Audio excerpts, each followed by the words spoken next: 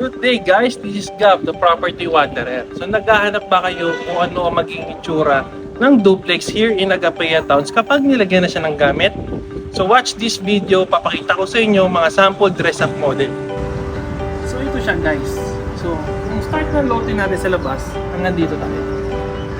Kung nasaan ako, ito yung frontage natin. Then ito yung facade ng bahay. So mapunta naman tayo sa carport. So, ito yung carport natin. So, dito pa po ang dulo ng lote natin. So, dyan, kasya po dalawang sedan. So, pwede rin kayo magpa-gate, magpa-fence. So, it's up to you. Pwede rin kayo magpa-terrace po. So, dito, punta naman tayo sa setback.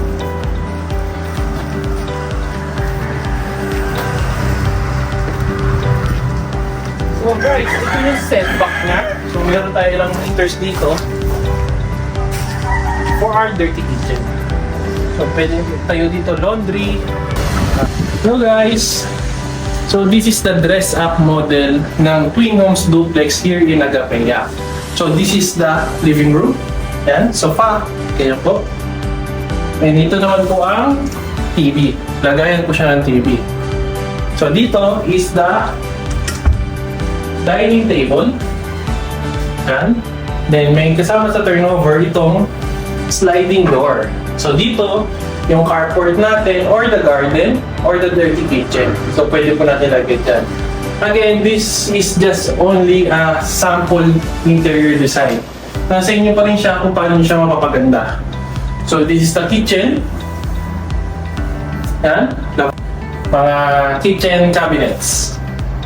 So mapunta tayo sa CR. Yung CR natin sa ground floor, complete turnover na tayo.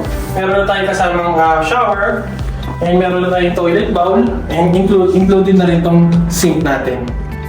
So sa second floor naman tayo magpunta. So hello guys, so nag-iisip tayo paano tayo pagkakasayin yung 2 to 3 bedrooms here in Agapea. So ito yung sample ng second floor na naka-dress up na may partition na. So this is a 3 bedroom unit.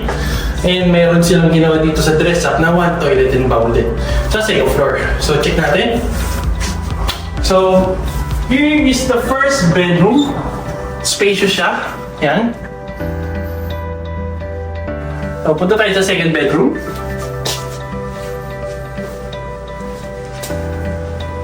So ito yung second bedroom. Yan. So mapunta tayo sa master's bedroom. So ito yung master's bedroom natin. Then dito sa dress-up model, meron silang ginawang toilet and bowl sa second floor. So para maging dalawang toilet and bowl na yung mismong unit. So ito, check natin.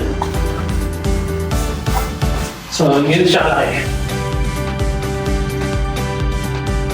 So if ayaw niyo naman magkaroon ng toilet and bowl or gusto niyo pa mas papalaki ang master's bedroom, pwede siya.